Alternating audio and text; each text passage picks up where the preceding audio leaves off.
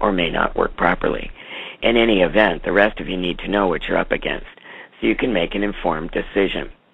Folks, these first-hand accounts of others working with EFTs and working with Fred and Nina are gut-wrenching and devastating. The people from Hawaii report the following: lost homes, lost vehicles, bank lawsuits, garnished wages, FBI visits, arrests, incarcerations, and more. As many of you may have heard, Fred, Nina, and Kelby blame much of this on Jack and Margie Flynn. The people who spoke last night spoke very highly of Jack and Margie, and in fact credit them for saving many of them from total unspeakable loss. Not a single person had anything bad to say about Jack and Margie. However, they do speak repeatedly of abandonment by Fred and Nina. The people from Hawaii also report that there is a time lag for using EFT. They report that after the bank debt has been reversed, there's about a 3-month lag before the trouble begins. Please take the time to listen to this 2-hour call. If you have used EFT, you have a great chance of big trouble in your future. Then there is the link to the call, and that's going up. Here is a sample of what banks are now saying and doing about EFT. There is also a link to that. That is a website. After the call last night, the technical difficulties we had with the previous call are becoming less mysterious to me. Please download this call to your hard drive and share this message and link with as many as you can. Get ready, folks. Trouble is coming. Tad. Okay. I'm checking. Someone was Skyping me here. That was me. Don't worry about it. Oh, okay. It's not important. Yeah. Okay. Not now. Here is later. That's for later when you have to do another update. Oh, my goodness. It never stops. Just about the time that I think it's over. It's worse and worse. I know it. And what's really bad is what you're talking about could land people literally in prison for life. And I've noticed worse, a lot of considering the NDAA.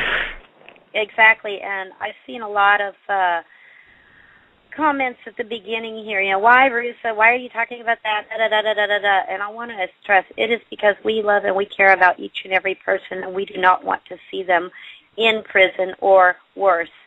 We don't want to see innocents harmed because somebody who sounds so good and so wonderful, and, even though you're in a desperate situation, please be very vigilant and do a lot of research before you follow anybody's plan. I don't care who it is. Agreed. Research, please.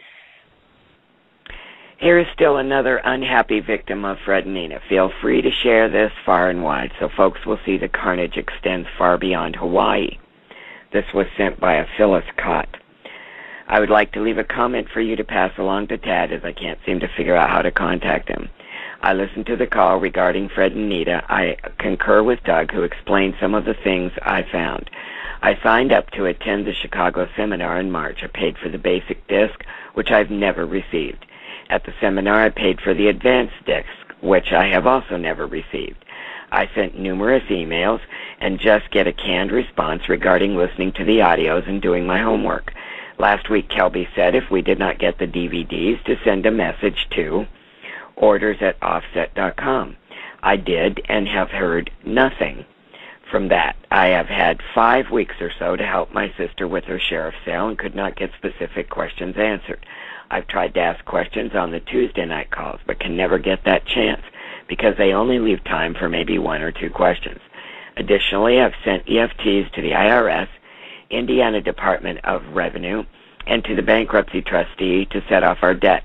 We received a letter today from Indiana Department of Revenue stating the bank returned the payment unpaid because the account was closed.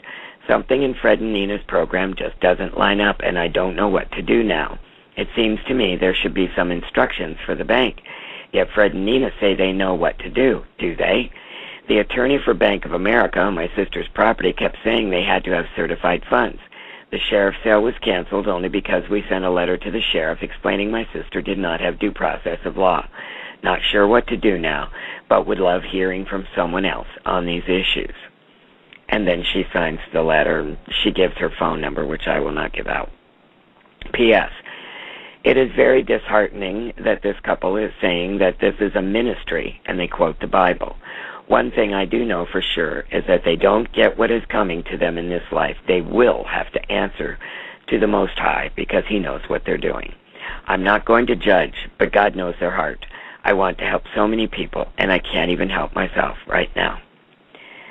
Since the call recording is lengthy, and many people have complained about sharing pertinent clips, using that as an excuse to claim they're fake, instead, I will have the webmaster upload the entire recorded conversation so you can hear for yourself. Recently, many people have left RuSA because of a document now being pushed through their silly pretend Congress called the ASR. Of course, the document, if signed, would end forever any semblance of personal freedom, and we can all be very thankful that Turner's fiasco doesn't stand a chance of being legitimate. Still, it is important for all who might even consider for a moment joining this entrapment plan to be aware of what's going on. I'm going to read for you 2 emails which were sent by a concerned member and so-called elected official. I will also read the response he got from Timothy Pledger so you can see for yourself what happens when you attempt critical thinking in RuSA. Again, in the interest of airtime, I will not read the 2 documents themselves. Instead, the webmaster will put them on the web page, on the RuSA Exposed page under the heading RuSA Exposed Part 6, so that you can read them. Greetings to all. First, let me say up front that I have made every effort to remove anyone from this list who requested to do so. Okay, this email had gone out also to me. Okay, I have copied below an email I sent out earlier to anyone and everyone who had the ability to revamp the ASA before it made its way to congressional floor. I also copied below a response I received from the man I believe penned the ASA, sternly warning against my sending this email to all of you. Nevertheless, at the risk of finding myself ostracized or cast out, as others seem to have been, my conviction compels this writing without thought to personal consequences.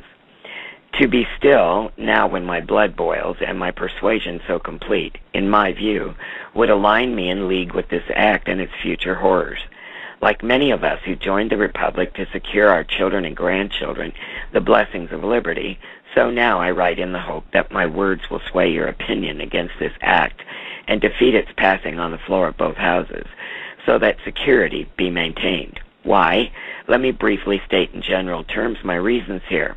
But please, read my previous letter and the response I received to it, copied below my signature, as well as the highlighted sections and comments on the attached documents. We all know the reality of the dangers we face from the de facto regime.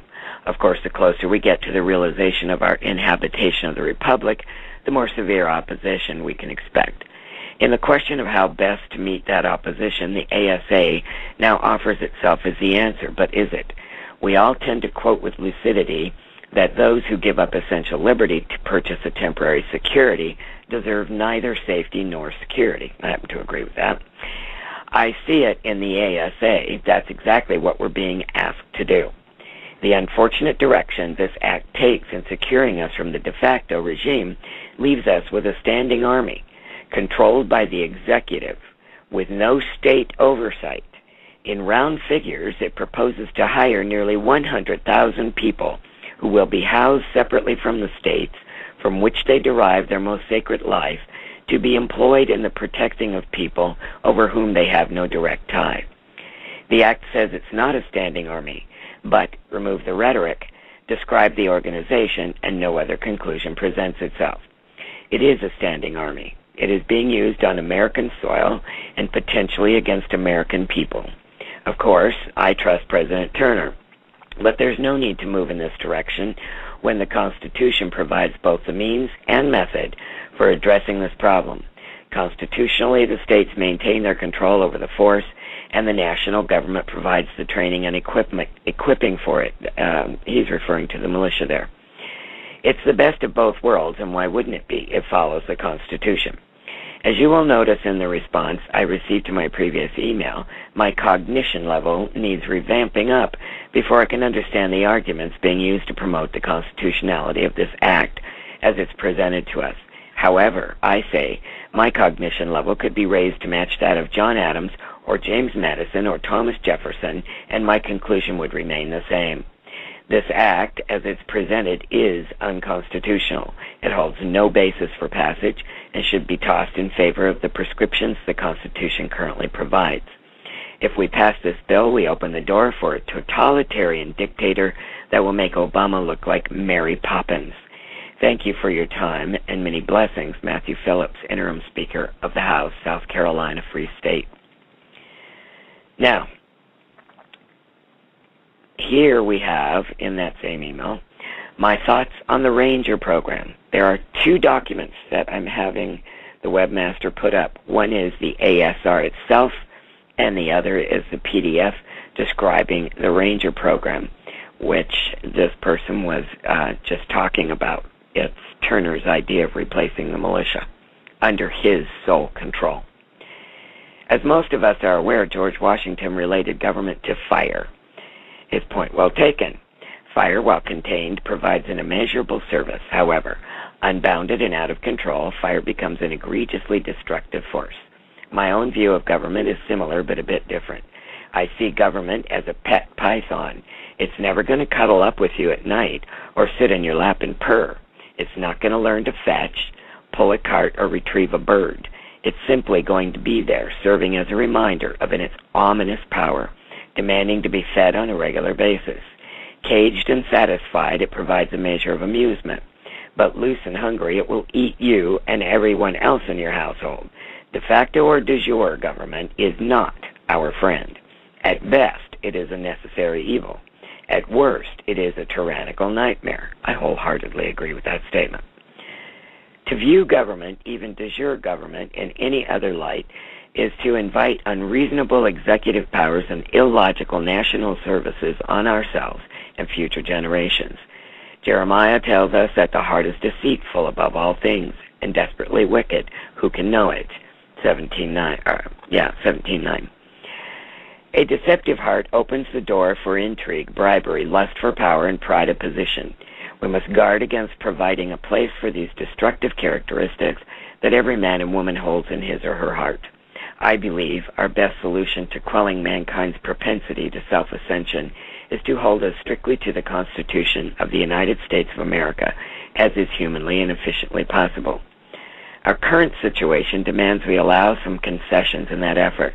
For instance, in this interim government, we all know our numbers remain so small that basically those of us representing the people in government are the people we're representing. While there may be a few outside our numbers, we certainly have at least as many inside the de jure government at the moment as we do outside of it. So while it's not technically true that our president stands as an official elected by the people, or that our justices endured the rigors of a normal vetting process, we all realize both the situation and condition of our present interim government afford such removals from prescribed constitutional exercise. I know most of you stand as I do, with grateful hearts that God placed Tim Turner as president and yada yada. Definitely don't agree with that. Understanding this need for certain concessions apart from normal constitutional exercise requires a discussion on where to draw the line on these concessions. We need the government to function.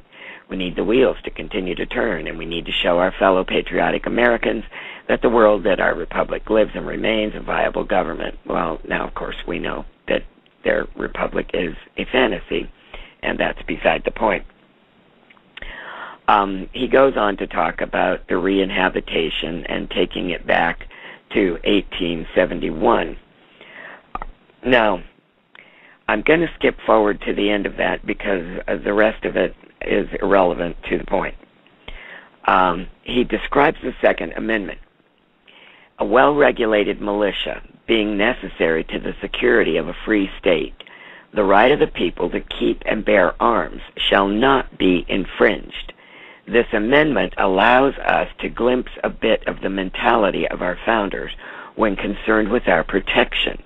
They considered the free state to be a formidable arena of protection